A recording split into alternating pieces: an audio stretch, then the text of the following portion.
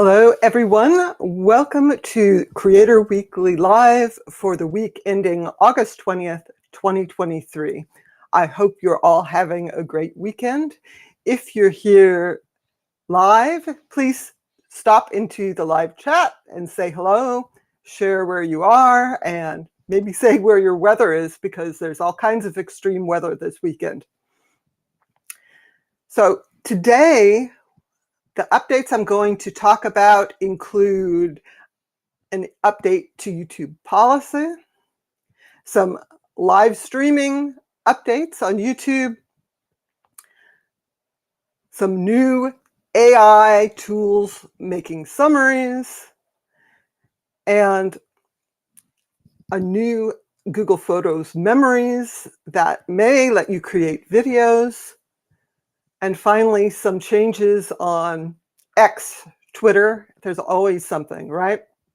Welcome to the live chat.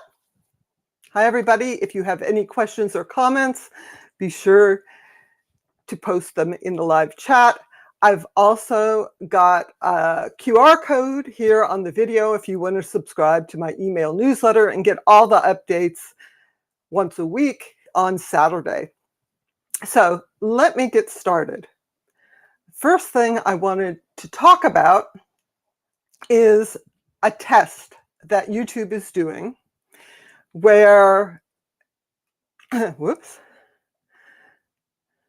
they are testing automatic key concepts for learning related videos. You may see this. It's a test on a limited number of channels that have education content, the kinds of education you have in school, like biology or chemistry, and only some viewers will see this. But I wanted to bring it up because as a creator, you can turn this off. So YouTube didn't share a picture of what this looks like, but they say if there's an academic learning video, it's going to try and find key concepts in the video automatically, and then show images and short text snippets in real time on the video watch page with more information. If you want to opt your videos out of this change, you can go into YouTube Studio, go into the Content tab, look at the details for a video, select Show More, and then uncheck the option to allow automated concepts. I think that this is actually a really interesting use of AI where it's not sort of mission critical, but the automated systems can pull out important topics from content, maybe giving people a better overview. And hopefully the way it's designed doesn't distract people from the video or point them to other videos and take them away from their content.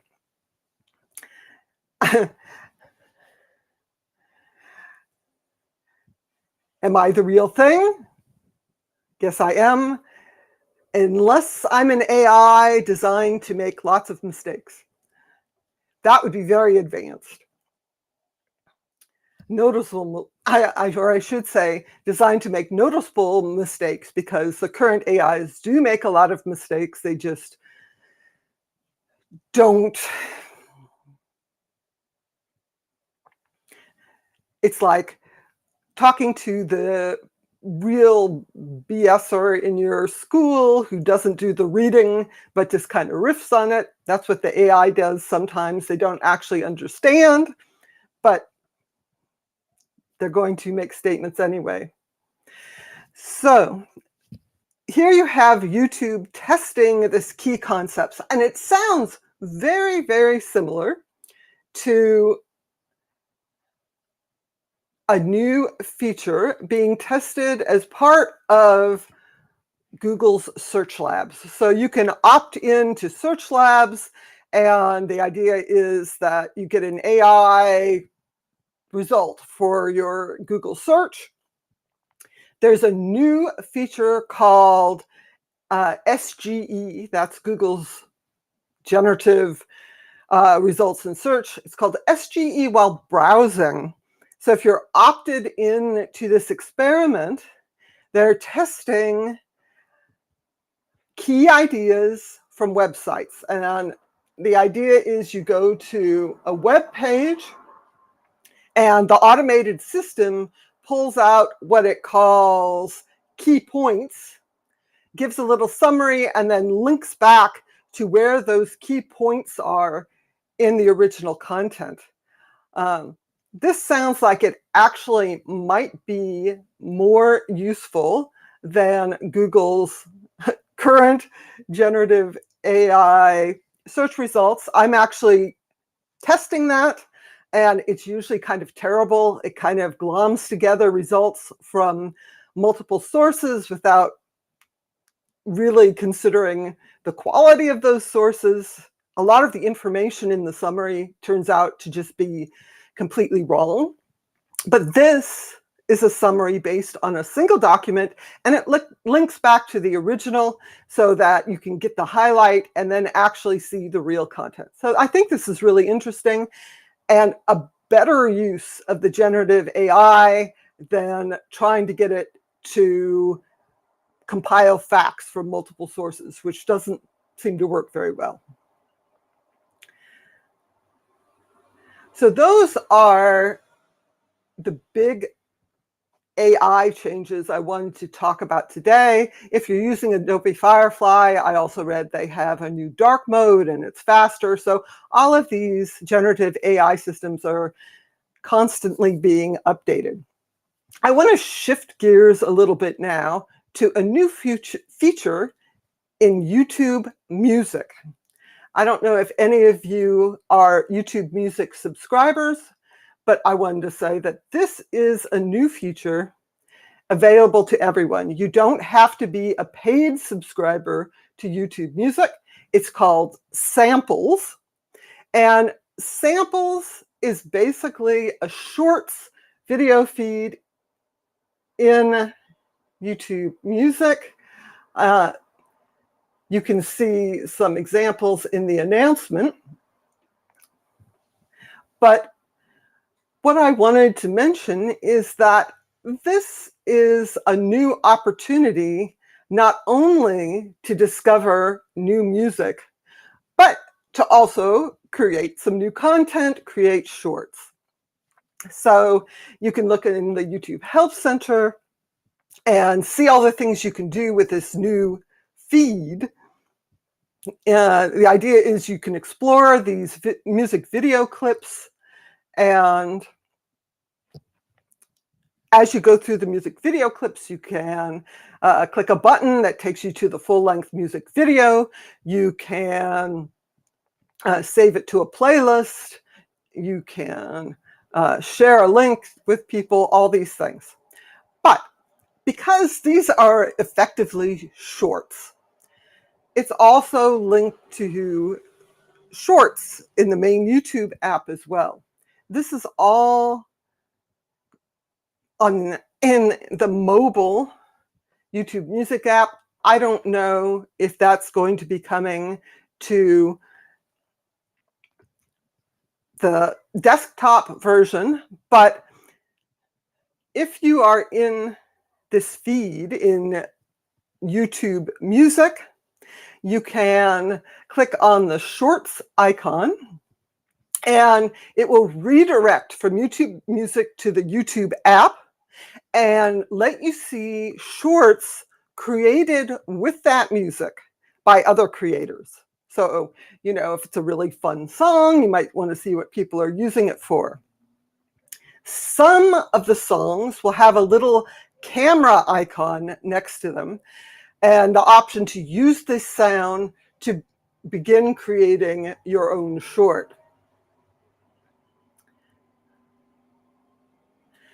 And this is actually really kind of a neat idea, because right now, if you're creating a short in the Shorts editor, you can choose music, but you kind of have to search through it and decide what you want to use. This way, here you are, you're browsing music, and then you can go make a short really easily.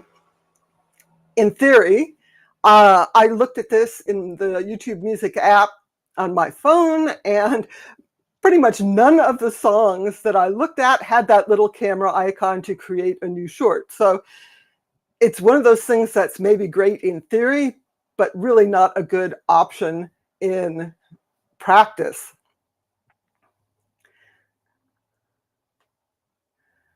I'm curious, for those of you here who are live, do you watch a lot of shorts? Does this sound interesting to watch short music video clips to kind of get a feel for new music, maybe discover a new artist that you wouldn't listen to otherwise? I personally think it's kind of a neat idea because I'm not really committed to a full-length song, so this lets you kind of browse the music.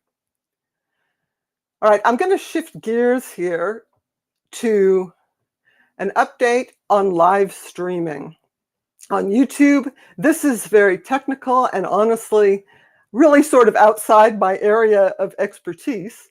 But if you live stream using OBS or another sort of encoder, this is not for people who are using Restream or StreamYard or other easy to use live streaming apps. This is if you're using encoding software. YouTube has detailed information about what the encoder settings should be.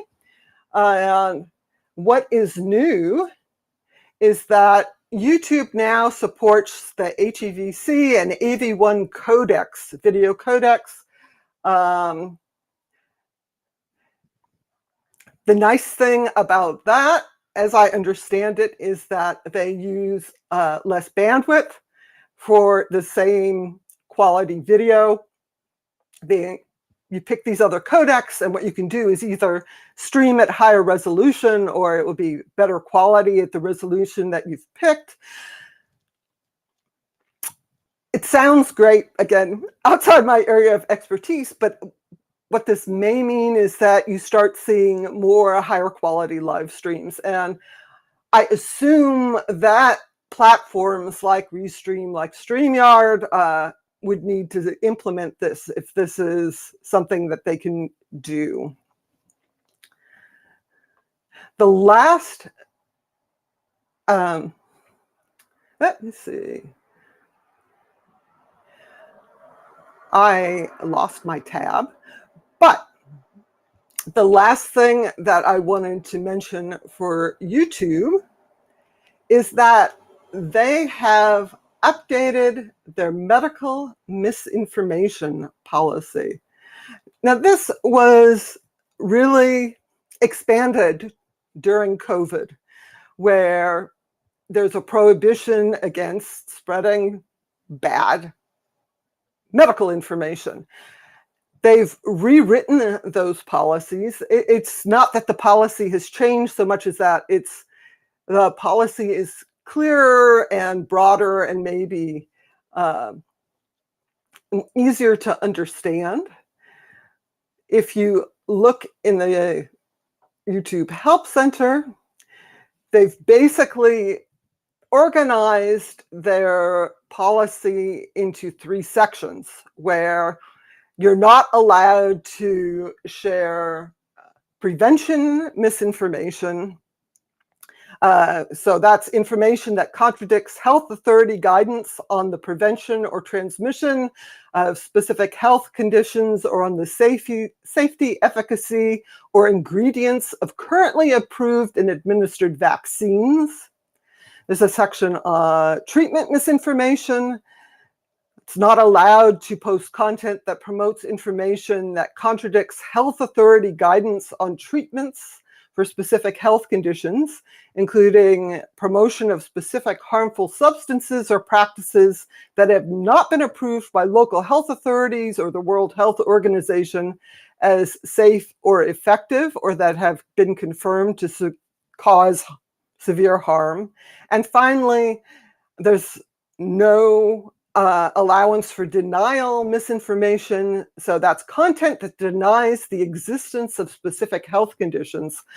If you go into the YouTube Help Center, there is actually a lot of detailed information and examples. And honestly, I don't expect anyone who's watching this here to post this kind of information, but you can look at this and report bad misinformation if you see it on YouTube. I'm looking at this list here. Promotion of the following substance and treatments that present an inherent risk of severe bodily harm or death. I mean, it boggles my mind that people would like suggest gasoline or miracle mineral solution, which I think is bleach, for medical treatment.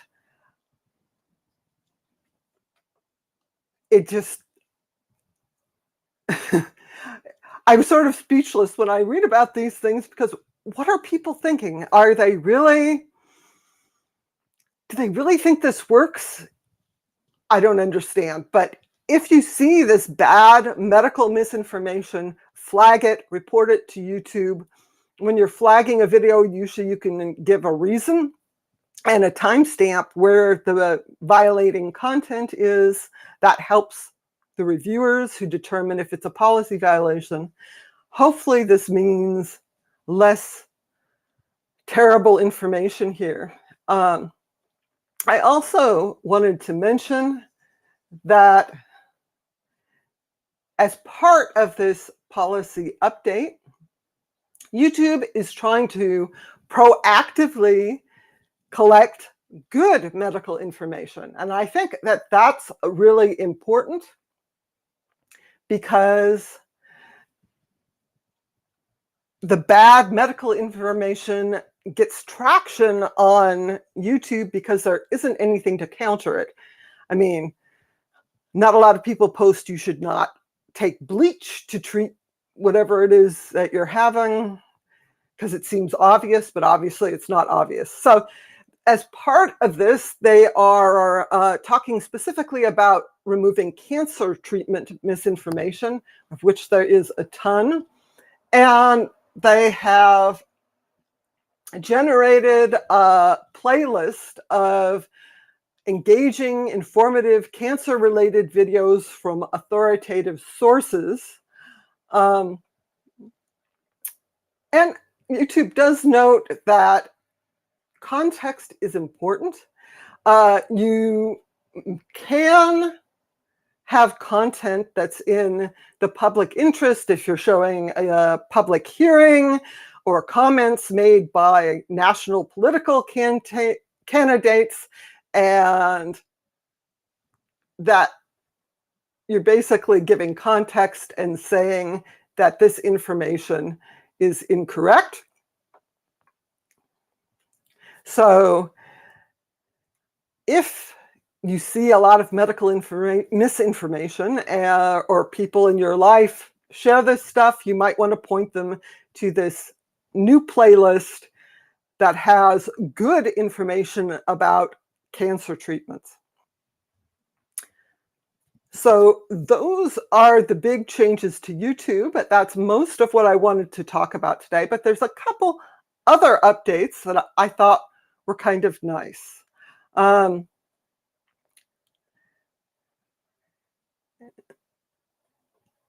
first one I wanted to mention is that Google Photos has a new memories feed. So memories are these automatically generated, they're like little albums, but they're mostly vertical content.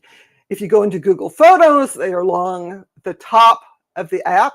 Now there's going to be basically a feed of these memories in chronological order. I think it's kind of neat. You can edit them, you can rename them. There are some AI features, of course, because everywhere, if you can, and you're renaming your memories, you can see AI generated suggestions. So if you want to add a sort of cute name to your memory for the feed, it can help you think of one. But one thing I wanted to mention is that this is also a new option for sort of creativity. These memories seem very album-like. They talk about them being sort of like a scrapbook, but it's kind of like a vertical album. And you'll be able to collaborate on these memories with other people, just like a shared photo album. The other thing, though, that I thought was kind of interesting is that Google says coming soon, they're going to add the ability to share memories as videos. So you can send them to your friends and family using your favorite messaging or social media app. I think it's interesting. It doesn't talk about using the videos publicly, but I don't see any reason why you wouldn't be able to upload one of these videos to YouTube or TikTok or Instagram Reels. The main concern is if they use music and whether that music is licensed, you might have to change the audio on it. But it seems like this could be a fun way to create a video to share with people. So the last thing I wanted to mention today, and this is really not a feature. It's sort of the opposite from a feature.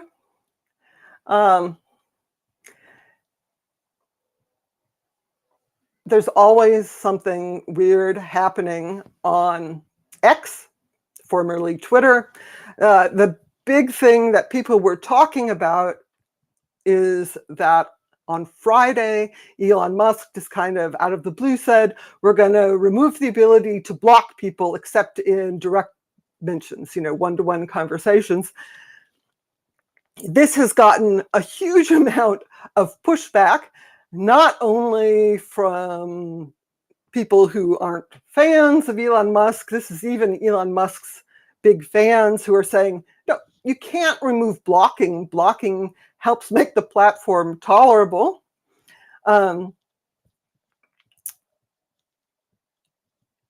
Again, mind-boggling that he thought this was a good idea. So it's not clear this is actually going to happen. The new CEO of X, Twitter, sort of had to come in and do a little damage control and say, oh, we may remove blocking, but we're making something better, which doesn't even make any sense to me. I mean, the replacement for blocking is blocking. So whether this will happen, who knows? This seems like a bad way to manage a platform where the owner just kind of randomly says, oh, we're going to make this change without actually thinking about it.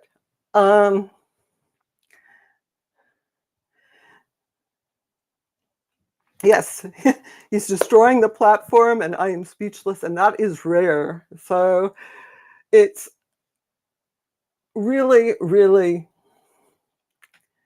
again, every week there's something new that's crazy and stupid. A big change, though, that I haven't seen as many people talking about is that